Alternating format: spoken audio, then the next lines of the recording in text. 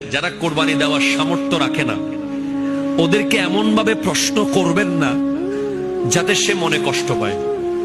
এবছর কোরবানি দিচ্ছেন না, আল্লাহ এবার মনে হয় আপনারা কোরবানি দিতে পারতেছেন না মনে হয়, বা এবার কি কিনতেছেন, আরে এটা তো অনেক ছোট হয়েছে, আচ্ছা কোনো মতে একটা কিনে ফেলেন না, আর কয় টাকা লাগবে। এমন কোন লাইন বলা যাবে না যে ওই মানুষটা যেন কোরবানি করতে পারতেছে না বলে যেন মনে কষ্ট না পায়। এই জন্য আপনাকে সতর্ক থাকতে হবে। কথা বলেন ঠিক কিনা? যদি আপনার আশেপাশে কোনো গরিব থাকে আপনি তাকে বলবেন যে আপনাদের গরু এটা, আপনার গরু এটা আপনার, কি বলবেন বুঝতে পারেন নাই?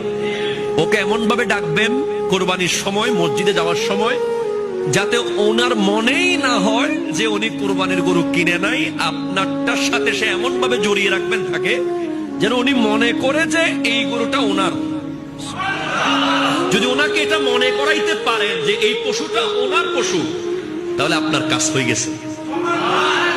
আপনি 50,000 কেজি গরুর গোশত খাওয়াচ্ছে, যদি কিয়ামতের মাঠে ওই পশুটা আপনাকে পুলসিরাত পার করিয়ে দেয়, আপনি এক টুকরো না খান না, কি হয়েছে?